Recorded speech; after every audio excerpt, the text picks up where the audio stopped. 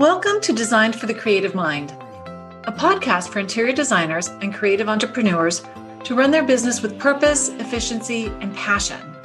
Because while every design is different, the process should remain the same. Prepare yourself for some good conversations with amazing guests, a dash of Jesus, and a touch of the woo-woo, and probably a swear word or two. If you're ready to stop trading your time for money and enjoy your interior design business, you are in the right place. I'm your host, Michelle Lynn.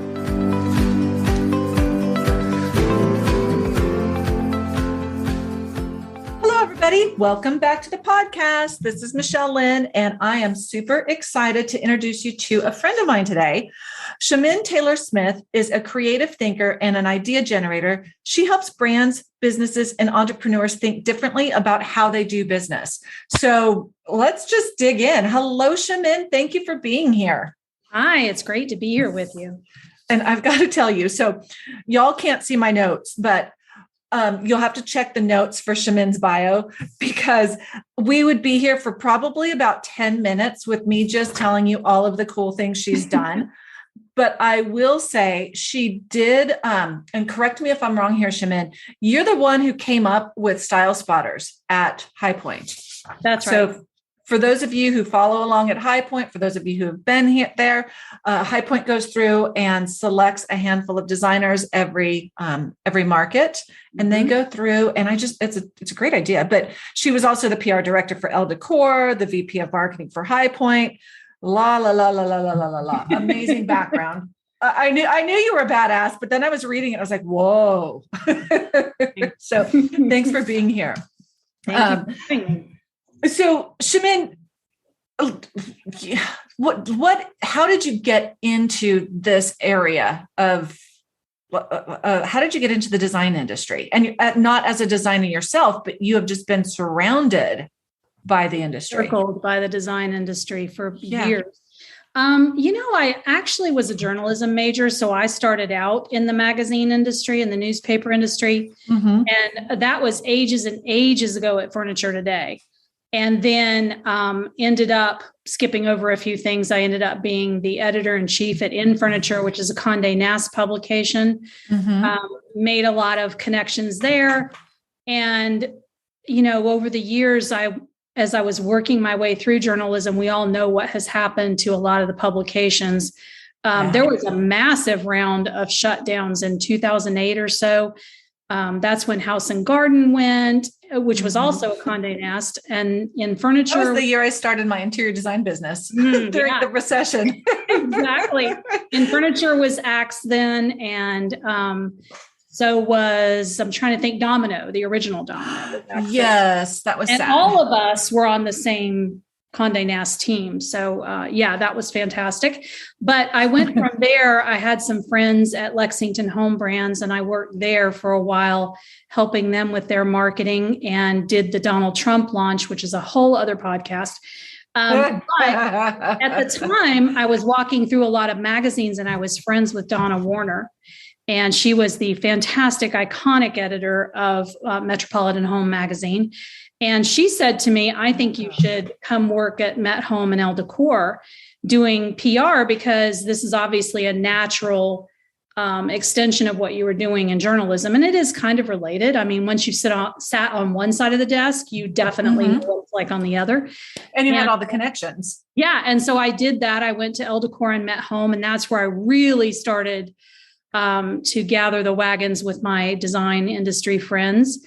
And it just kind of grew from there. And then when I was hired at Home Accents at High Point Market, they specifically wanted to bring the design industry back to High Point. Because you remember there was a time at High Point Market where they had signs on the door that said they didn't do business with designers in that particular showroom. It was literally that bad.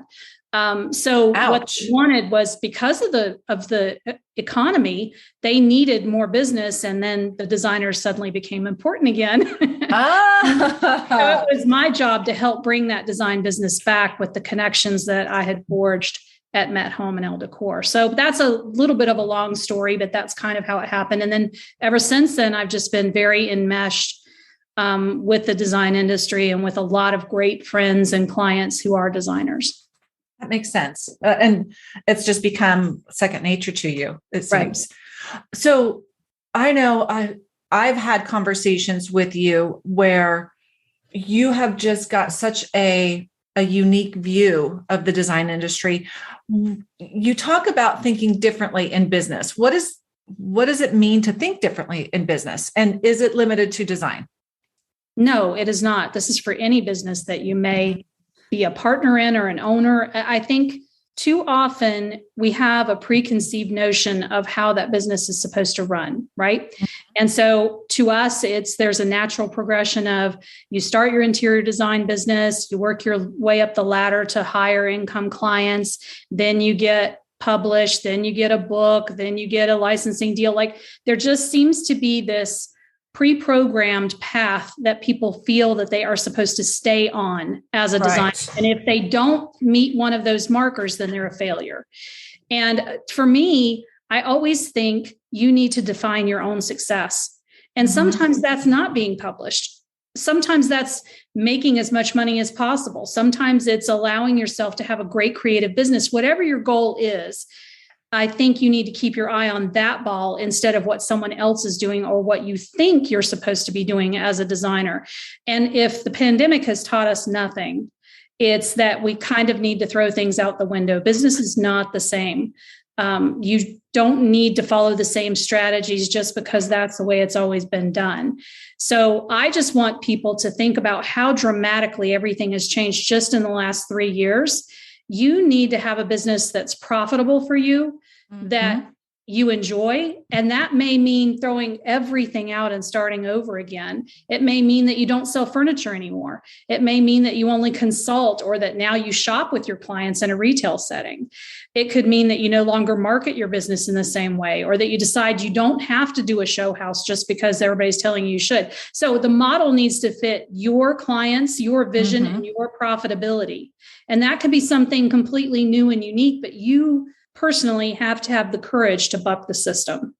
I love that because especially in this industry, everything is so shiny and pretty. And then you have Instagram and you're so many times comparing yourself to others and seeing what they're doing and saying, oh, I should be doing that. And I 100% agree. I want quality of life. Like when I first started my business, it was really important that there was time to breathe, that I could stay happily married. Now I've got the kid. So, spending time with her this summer is going to be a little bit scary because I've never taken, half a day off almost every day of the summer, but that's what we're doing. Right. And it's just, that works for me. I love the fact that you said you don't have to be published. You don't have to be in a show house. All of those boxes, if they don't bring you joy, it's a bonus. It's interesting. If it doesn't bring you money. Exactly. It's the clients that you're trying to attract that you need to pay attention to. And too often I hear, well, I need to do this show house because it's part of my path. It's only part of your path if you're trying to attract attention within our industry, because frankly, your clients have no clue you're doing a show house unless you're doing it in your own town. Right. Right. So that's always one of those things. And I'm not knocking show houses. I think they're fantastic. And I think we can all name designers who have literally made their name on a show house because of their ingenuity and their creativity. But I'm just saying you need to think about where to reach your clients, how to reach your clients, and what business model works for you. And it could be something nobody else has thought of yet. It's again, the idea of having the courage to be whatever you need to be in your business. That's the key. That unicorn. Right. I love that. And it's also, I like to take a look at other industries and potentially see what we can learn from them and apply to our industry. Because if keep doing what you keep doing, you keep getting what you've been getting. That's exactly. Yeah, I love that. An industry that I pay a lot of attention to, and I know that it seems obvious, is the fashion industry, but not just for the trends. I think that's too often what we're looking at is just what are the colors, or is fringe back, that type of thing. What era is now the hot era? But honestly, there are some very interesting things happening in fashion because they're having to face some of the same problems and issues that we have in the home industry.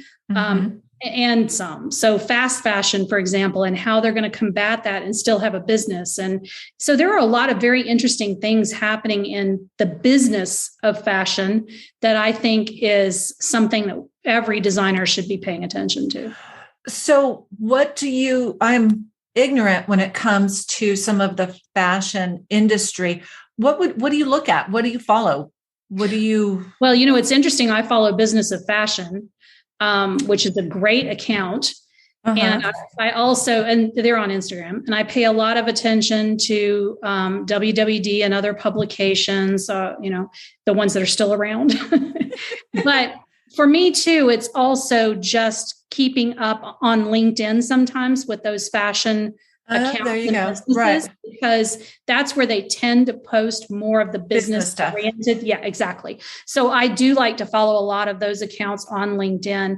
One of the things that I talk to a lot of clients about is just absorbing as much information as you can. And I know everybody's busy, and I know we're all trying to read business books and books for pleasure, and we're trying to consume, TV programs we love, and it can seem like overwhelming and too much. But for your own sake, for your business's sake, pay attention to future trends and what's coming, because that is something that will always hold you in good stead when you are thinking about your way of shaking up your business or what you need to plan for in the future. So, for example, I am registered for a lot of newsletters that come in my inbox in the morning, so I can at least skim, like the Axios one, or Fast Business, and some of the other ones that I think Fast Company, think have a lot of forward-thinking ideas that may be in other businesses, that may be in other areas that aren't necessarily touching on home, but will impact home eventually.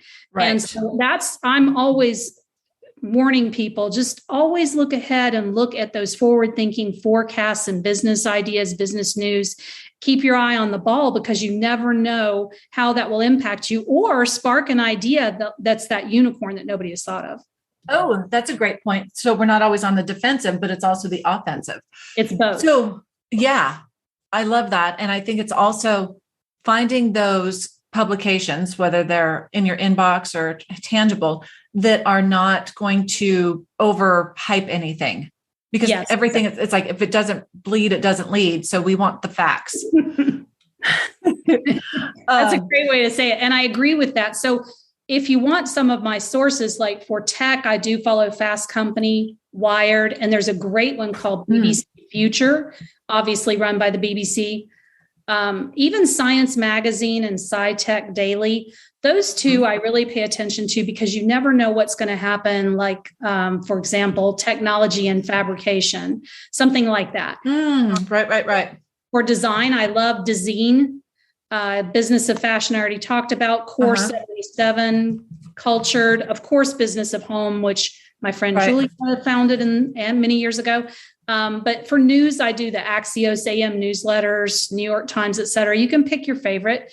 And for business, I look at Forbes and Financial Times. Now, that sounds like a lot, but they all have newsletters. So when the newsletters hit your inbox, you can literally skim. And if something kind of sparks something for you, you can say, oh, wait a minute. Yeah, let me go back and look at that a little bit more closely. And also, too, it may not resonate with me at that moment, but then later on, I'll think, wait a minute, didn't I see something like this in one of those newsletters? And I'm starting to see a trend now, because more than one outlet is talking about it. That makes sense. So could you just summarize the good stuff and send it to me once a week? Sure, no problem. I should charge for that, but sure. There you go. That might be the new idea. Exactly. New way of making money is by aggregating all the news that's fit to print. So I think one of the things that's on the top of so many of our minds is the economy. Like right now, we are all rolling in the dough, but what are some things that designers should do now to prepare for any disruptions that might be coming up? Because we're not always going to be fat and happy. Yeah. I mean, when the ball goes up, it also comes down. We all know that. And I think we're already seeing some signs of that. And I always warn people, don't think about it as being negative. I think there's too much of a fear factor sometimes, but we all know that it's a complete roller coaster, right? Things are going to go up and then they're going to go down, but they'll usually come back up again. So I don't want people to think about it as being fearful, but instead it's being realistic and being prepared. Those are the two things that I think are the most critical. And if you're paying any attention right now, you're hearing the big box retailers say that they are not feeling great about the end of this year and beginning of next year. And so I think that's a warning bell for any of us that are in the home industries, because we're even talking about Home Depot and some of the others, which are early bellwethers for us in some instances. Target even, which, Target's always cranking. So to hear them say, we're going to pull back a little bit, Wayfair is pulling back a little bit. Those are people, those are companies and retailers that really do impact our industry. So what I think people should be paying attention to is, if you've not been paying attention to your cash flow, now's the time to really drill down on that cash flow. Ensure that you do have a cushion. You've probably heard the saying, make hay while the sun shines. Well, the sun's been shining really hard on this industry for a couple of years. And I'm not saying it's been easy, because we all know the supply chain. Different challenges. But there have been people who have definitely had almost more work than they can handle.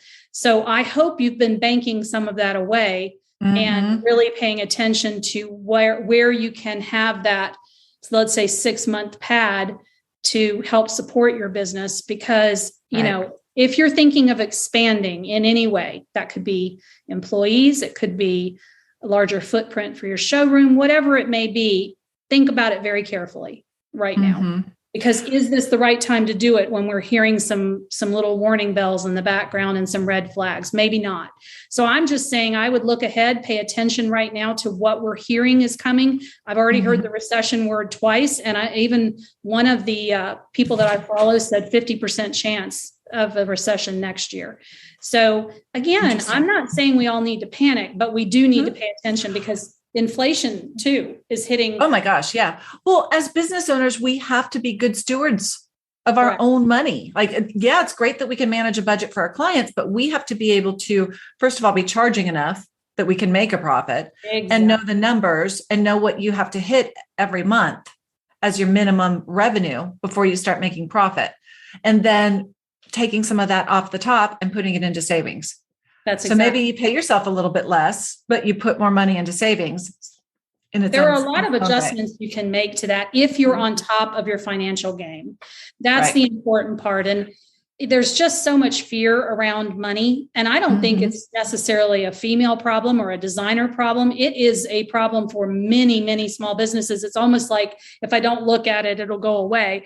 I remember I tried that. It doesn't work. It doesn't work. I remember one time, drilling down with someone on their profit margins and helping them understand that just because they had all that money rolling in didn't mean they were actually making money, because they weren't paying attention to the money rolling out. Right. And so, you've got to know what your financial numbers are at any time of any day. You've got to know what your future business is and how you're going to market for more of it. And you have to understand where your clients are. So at the very top to the maybe top 5% of household incomes, they're still not feeling that inflationary pinch quite yet. They may feel it, but they're able to absorb it. But if you're in that upper middle to middle income, then you're going to start feeling it yourself. So yes, pay attention to your financials is number one. And that makes sense, because that's who we're marketing to. We market to the wealthy, because what we do is a luxury, whether we want everybody to have beautiful design or not. This is a luxury service, and the tip top will always be able to afford us. But the upper echelon of the middle, who could be our bread and butter, will start to feel the pinch and will pull back, which will slow down our revenue in general. Think about the percentage of designers that we know that are not working with that tip top. They're doing great business. Nobody says you have to have 50 celebrities in your back pocket to be famous, but that's maybe going to be protected much longer. But if you're at that upper middle end, which is really honestly most of us designers, pay attention. Yeah. And just be prepared. Exactly. I think that is key. And I agree. Don't be afraid, y'all. But as business owners, we have to be looking ahead and be proactive instead of reactive. Otherwise, the business won't be there. We'll be shutting our doors. That's exactly right. I don't want to be one of those. No, I don't. So now that we're talking about like our clients and who they are, how do you what would you suggest to do to get in front of them? Like what sort of marketing efforts have you seen lately or have you come up with in that big old brain of yours? Well, I think that one of the most important things that I tell designers when it comes to marketing, this is really where you need to think differently, because too often there's an assumption of where your client is. Okay. Mm-hmm. So too many people assume that their clients are on Instagram, but that doesn't actually mean that all of your clients are on Instagram. And trust me, I know there are designers who've gotten some business off of Instagram. Oh, yeah. Don't get me wrong. But that doesn't mean all of the clients that you're targeting are on Instagram. It's still a very young focused, young demographic social media channel. So you need to think about that carefully. And each designer could have a different answer to that. So it's your target client. Where are they? Where are you speaking to them? For some, it could be Instagram, but I suspect, and I know for a fact for some of my clients, when we really started looking at it, their clients were not on Instagram. They were on Pinterest or they were on Facebook, and they were actually only talking to other designers rather than speaking to their clients, which is great, but it doesn't necessarily get you the business you're looking for. Right. So that's part of the problem there. But also, I think too, people are consuming a lot of information on social media. Facebook, for all of the doom and gloom of people saying they're going to leave it, they haven't. No. But I do think that one thing that we have definitely seen happen in the last 2 years is that those algorithms can be brutal. And all of a sudden, overnight, Instagram can change everything that it's doing. And now no one's seeing your post. You're not relevant. Oh, it's the worst. And it happens whenever they want it to. So the thing that I tell people is, if you have not been collecting email addresses, you darn well better get on that bandwagon, because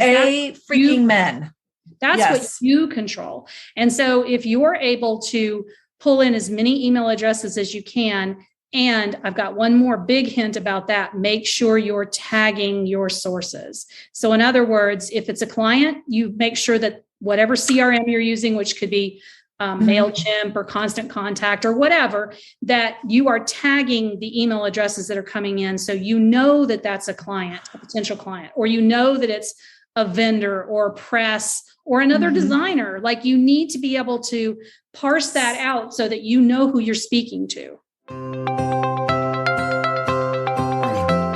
Let me interrupt myself to take a quick moment to thank Satinoff Insurance Agency for sponsoring this episode of the Designed for the Creative Mind podcast. Their support and understanding of the interior design, decorating, and home staging industries is unrivaled. Satinoff understands what our businesses do, and they provide insurance that lets me sleep at night. Yep, this is the firm that I use, and they will do the same for your sleep habits and your business too. They're more than an insurance agency, they're an extension of my business. They take care of the worry because they are the experts, which allows me and my team breathing room to do what we do best, design beautiful spaces. You can find their contact information below in the show notes. Give them a call today. That also goes to when they start calling you, ask where they found you. Exactly. And know that just because the last place they saw you was Instagram doesn't mean that was the source. They probably saw you in 3 different places and then decided to pick up the phone. It's interesting because a lot of times, and we all know this is true, grassroots marketing is still number one. It just is. Who you know and who recommends you. But there are now 3 touch points before someone gets in touch with you. So for example, your neighbor could say, Michelle is the best designer. You really need to get in touch with her. And I'll say, let me go look her up. So the next thing I'm going to do is go to your website. And then I'm going to go to your Instagram and see what you're doing over there. And, I might look at one more source, but the point of it is it's not like each of these operates in a silo either. So you do have to have, your website needs to be on point, presenting you in the best way possible. And your Instagram needs to be on point, presenting you in the best way possible. So you look like an expert and someone who does amazing work and has fun, maybe, whatever your brand is. Right. You've got to have all of that buttoned up, because you never know where they're going to come from. And then you're absolutely right. It could be they started in grassroots, but they're going to say, oh, well, I was on your Instagram because that was the last thing they looked at. Absolutely. And, but that's one of the things we have to remember. It's also, people are going to go Google you. Absolutely. So your website better be on point. Yeah. Well, but I do want to say that this came up in the Interior Design Business Bakery the other day, is that on point in year 1, 2, and 3 of your business is different than on point year 10. Do not compare your website to mine. Do not. I don't compare my website to people who've been in business and have quote unquote better clients or bigger clients. It's not fair, and it's not right, and it's not accurate. No, that's absolutely true. You can do a lot with a single project and make it look like a whole lot of projects on your website. Oh my gosh. Yeah. I've seen that happen. I just worked with a client a couple of months ago who's starting out, and it's a second career. And she did her own home, which is one of the best ways to get your people. And she had the most incredible photography, and her website was stunning. Even though if you looked closely, it was one project. So you're absolutely But it was all very cohesive. Exactly. You can so do it served your purpose. Well, it was on brand, that's for sure. But you can do a lot with very little and still have a very vibrant and compelling website. That's the point, is just, do you give all the right information? Do you show yourself in the very best light possible, which means great photography? Right. And, do you have all the information there they need to make a decision? That's important. And that's huge. But yeah, people, and I don't know if it was you who mentioned this a while ago. Back in the day, I was in sales. Before I got into interior design, I did sales. And at the time, people needed to have contact with you 4 to 6 times before they would trust you. I think now it's up to like 9 or 10 or more, just because we're all so bombarded with so many things. So just having that activity of being on Facebook, of being on Instagram, of having a Pinterest presence, having the Google, having an email list, it's overwhelming, but baby steps makes a difference. I agree. And that's why if you are feeling overwhelmed and you don't have a large team to support you with it, you really need to know which things take priority so that gets more attention than the others. So if it is Facebook, where you think most of your clients are, then it gets the bigger bulk of attention versus Instagram or whatever. But you need to make that decision for your business based on your target client. And you have to try it for more than 2 months to make a decision and pivot. If there's anything I hate, it's when a company, and it's usually a company that comes back to me and says, well, we've been doing this for a month and it doesn't seem to, well, yeah, you cannot do something for 1 month. It's like, I worked out for a month. How come I don't look like a fitness model? That is exactly right. That is exactly right. You have to give yourself time to have a campaign work. You rarely see a massive ad agency say, we've got this campaign, we're going to try it for a week. I mean, unless it's something focused on a single social media channel, that's not something you're going to hear a lot of people say. You've got to let things take traction. Yeah. Patience, grasshopper, patience. Well, I mean, the old adage is absolutely true in this industry that if you are marketing today, you're going to get business, but it's not going to be for 3 or 4 months, because that process of those 10 touches or gaining the trust, which, if they know someone who knows you, that helps shortcut some of that. Holy cow. Yeah. That building of the trust and getting to the point where they're ready to call you is going to take a while, especially because we're talking about a lot of money in most cases. And I don't care if you're a billionaire spending a chunk of money. You want to make sure you're putting your money in with somebody that you can trust and that's going to do what you need them to do for you. But that brings me to a point, is that right now, if audience, as you're listening, is that if you're slammed and you're busy and you just can't, quote unquote, can't find the time to market, you're doing yourself a disservice for the future. So you still have to find that. And if you are super busy and making a bucket of money, outsource it. Because if you don't have the time, but you've got a little extra cash, it will pay for itself. Because it does take a while to get that contact to come back to you and to have, you're exactly right, that rhythm of constant marketing so that you have a constant source of new clients. People are not stupid right now. I think another thing that this pandemic has done is it's trained people a little more into how long it can take to work on a home or to get some furniture, unfortunately. So I think that in a way that's bought us a little bit of grace with customers or clients who may not have known in the past exactly how this all works. right? So you've got to, even though you are marketing to them right now, and it's taking them a while to build that trust, even when they call, they're not going to expect you to start on it tomorrow. So I hate it when people are well, every once in a while, what if they call and they will. But for the most part, they understand that, you can't finish their kitchen in a week. Some people are crazy. Right. But that's okay. That's our job to educate them. That's exactly my point. Yep. Mm-hmm. Well, and it does. Yeah. And our process at ML Interiors Group, we have, and we explain this to them on that pre-qualifying call, is that literally it can be a minimum of a month before I even have pricing for you on my services. Mm-hmm. Right. And then it takes how many months to create the design, and then now how many months to get the product. So it truly is something that we have to, even though it's easy for us and it's familiar, we have to take into consideration that it's all new to the client most of the time.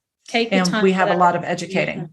And the thing is too, remember that you don't want to, this is something that I hear too often from designers when they're explaining, is they'll say, our process is, or my business does. And that's great to say, this is how I work, but you need to remind them that this is the way the industry works. So the other thing is too, if someone is saying, oh my God, it takes that long, you can say, well, that's the industry standard, or this is in general what you're going to find from any designer you reach out to. Do yourself and other designers a favor by saying that, because it's the truth. Yes, it is. And if anybody's saying otherwise, it's probably because they're not busy and because they're not very good. Exactly. Or they just started. We all have to start somewhere. That's right. And so you want to help them understand more about building in the patience. You're also going to do a favor for that newbie who's just starting out too, if that's who they decide to go with, that they have to have patience built into their home project. They do. And we learned that one, I don't want to say the hard way. We used to crank out our designs so quickly, and we would just do one after another. And now we have them stacked so that it's just a better business model for, speaking of cash flow, we have them stacked, but it's also giving ourselves breathing room, because if you think you should get your design done in 2 weeks or 4 weeks, you're not giving yourself enough space for creativity. You have to have some white space in your mind in order to get the best result. And if you're just cranking them out and you're thinking it should take you 2 weeks to get a living room done, are you putting your best effort in? Well, and I think too, that sometimes comes from a place of fear, in that you think you're not going to get another client, or you're not going to have a business, and you need to, or they're going to be disappointed. Yeah, I think so too. And it behooves you to be professional and tell the truth, and to make sure that as often as possible, you're communicating everything that's going on so that they have all the latest information, because that just helps you. And I think we have to have the courage and professionalism to set our own schedule, to say no when somebody calls, and just to say, I'm sorry, I can't start now, or it will be this many weeks, and to say it with confidence. This is just the way it works in this industry. One of the people that I really love to pieces is Brian Patrick Flynn. And I don't know if he still operates this way, but years ago, I remember he told me that he would take on a project and it would operate. He had a timeline that worked for him, and he could give them that amount of time, but he also built in time off on the back of it. And it could be as much as a month if that's what he wanted. And so do a project and then time off, and then a project and then time off. So he had the courage to tell a client who called while he was in the middle of another project, let's say, it's going to be another 2 months before I can even talk to you. But he knows that he's good enough that people are going to wait. So you have to have that courage of your convictions and that confidence to say, if you want that, and it makes people, it's scarcity. That's like, right. I can't work with everybody. I'm in demand. And this is I think that comes with time, age, and confidence. I agree with that. It's also, and we will wrap this up here in just a second. You and I could talk for another 6 hours, I'm sure. Easily. I'd have to have something to eat though. I'm getting hungry. But the line I use with my clients is that I don't want to disappoint you and embarrass myself by overpromising. And I have had more people, even just on that very initial phone call, say, thank you for that. Because think about how many times we've all probably been overpromised and underdelivered. So, it has given us a lot of really good breathing room for my team and I. And it's just been a game changer to be able to step into that moment. Smart way to do business. Oh my gosh. It's so funny. It's just like being normal and not thinking you have to be something else. So that goes all the way back to that first question the things that you think differently about your business. Just this is my business. This is how I'm going to run it. So y'all, just before we move on, I just want to bring to your attention that if you are in the interior design business bakery, Cheminne is going to be stepping into one of our master coach roles. Super excited about that. So if you like what you've heard, I believe we're going to be talking mostly about financials on your quarterly calls. So that I think it'll be a lot of fun. So with that, let's also move forward because I love to talk all things business, but I like to have some fun too. So I have a rapid fire Q&A. Nothing's out of bounds. Oh no. So are you ready? I'm ready. We'll start with a soft one. What's your favorite ice cream? Oh, Rocky Road. If you could be remembered for one thing, what would it be? To be kind. Good one. What was your favorite subject in school? Literature, duh. Well, then what's your favorite book? Oh my God, that's impossible. Literally the impossible. My favorite recent book would be The Lincoln Highway. I write this down. What is it about? It's literally about a road trip and kind of a coming of age story. I can't tell you more than that. Okay, good. Well, I love asking that questions because I have a whole laundry list of books to go by. What is your on social media? I'm always talking about my books. It's true. It's very true. What is your biggest pet peeve? Liars. Amen. What is your favorite productivity hack? Turn off your phone. God, no kidding, right? I pick that up to turn on my music and I go down Instagram for about 3 minutes before I catch myself. Exactly right. Just turn it off. Yes, put it away. So what would you do? Anything, personal, professional, whatever, if you knew that you could not fail? Oh gosh, I'd be an astronaut. Really? I know that's left field, but yeah. That's very cool. Yeah. Any belly button or outy belly button? Any. And when was the last time you laughed so hard you peed yourself? Oh, wow. Probably with my sisters. How sisters, they know the inside jokes and they also know how to push your buttons, and those two things together can be lethal. Absolutely lethal. So fun. What is the best compliment you've ever received? Oh, wow. Probably that I touched someone in some way in their life that I didn't realize. We all impact each other in ways and touch each other in ways that we may not really understand. But sometimes, and goes back to my thing about being kind. Sometimes that smile that you gave someone or that compliment that you gave someone or a piece of advice or whatever, in some way that you were kind, you may not even realize how big of an impact that makes. Yeah. And I've actually had someone come back and say that to me and totally took me to tears. It meant a lot. Yeah, I love that. I think might have been Stephen Covey told a story that really resonated with me. I can tell you where I was when I was listening to it in my car on Audible. I think it was him. Did he write 7 Habits of Highly Effective People? I think it was that book. But it was where he was on a train and a dad was there with him or on a bus and had kids running around like crazy. And I think the dad, and he was sitting there judging them, like, why aren't you controlling your children? Why aren't you controlling your children? And I'm probably butchering the story, but then the dad looked over and said, so sorry, we just buried their mother and I just don't know what to do with them. And it just reminds me that you never know what somebody's going through and you can't sit there and judge them. But if you offer them that kindness, it can go a long way. So I love that. The entire point is we all need more kindness right now. Amen to that. I don't care when this airs or when you're listening to it. More kindness is definitely necessary. Okay. So last question is, if you could have dinner with anybody, past or present, who would you invite? Can I invite more than one person? Let's start with the first one, and then we can maybe expand it to a dinner party. Well, my mother, because she's been gone for almost 3 years and I miss her terribly. So I still try to pick up the phone and talk to her. It drives me crazy. Oh, That's hard. Yeah, that's a hard one. But, there would be a lot of writers at the table. There would be a lot of sarcastic people at the table, sassy people, because that's my favorite. They'd be sassy and kind. Yeah, well, yeah, but I mean, you can still be sassy. Come on. Oh, yeah. Sarcastic. So there would be a lot of writers and, a lot of people that I admire. There are some people who are involved in the Buddhist movement who mean a lot to me, mainly because, again, about that kindness. That's what I take away from that. It's not that I'm necessarily a Buddhist myself, but that appeals to me, and that compassion. And then, of course, my daughter and my husband. I mean, come on. Yes. That sounds like it would be a really fun party. Oh, I like fun parties.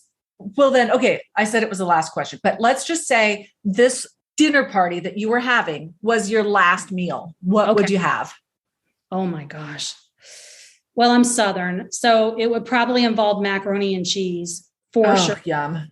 Mm-hmm. Some sort of greens, because we like our greens in the South. I may not have the serious accent, but trust me, that's where I go straight to for the love. And then probably a homemade cherry pie. Oh my gosh. I love a good cherry pie, cherry cobbler. Actually, let me rephrase. I love any cobbler or any pie. Yeah, I can pretty much say that. I love cherry, and it's almost cherry season. I am ready. You do a lot of canning, don't you? I do jams and I do jams. That's what it is. Mm-hmm. Yes. Yeah, I make a lot of jams. I make a really spicy tomato jam that some people are kind of addicted to. Ooh, with cheese? Oh, you can eat it with anything. Hamburgers, meatloaf, pizza. People put it on everything. Dude, I'm already hungry. Now I'm dying. I don't know if you guys can hear my tummy growling. I don't think my microphone's that professional, but it's talking. Yes, I do. Or 3. All right. Thank you, Cheminne, so much for being here. It's always such a pleasure to chat with you. Can you tell the audience where they can connect with you and maybe see some of those books on your Instagram or on your social media? Sure. I'm at Cheminne TS on Instagram. Don't look for a lot of business things there. It's really about penguins and books. And you'll get that joke when you go and read my bio.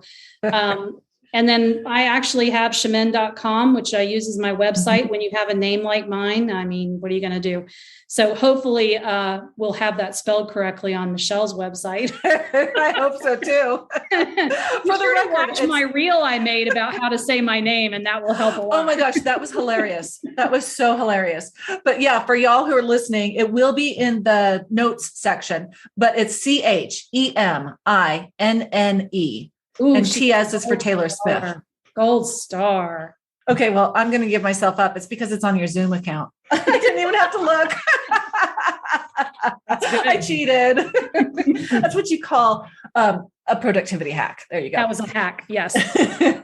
So y'all go follow Cheminne.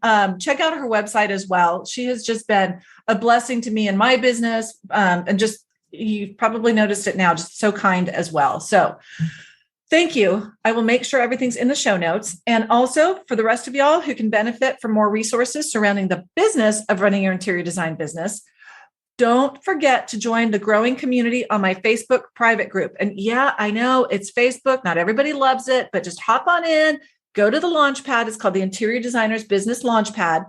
I go live there once a week. And we just have a lot of fun and a lot of good community support because a rising tide lifts all ships. So thanks again, Cheminne. Thank you. Hey, y'all. If you love the show and find it useful, I would really appreciate it if you would share with your friends and followers. And if you like what you're hearing, want to put a face with a name, and get even more business advice, then join me in my Facebook group, the Interior Designers Business Launchpad. Yeah, I know, it's Facebook.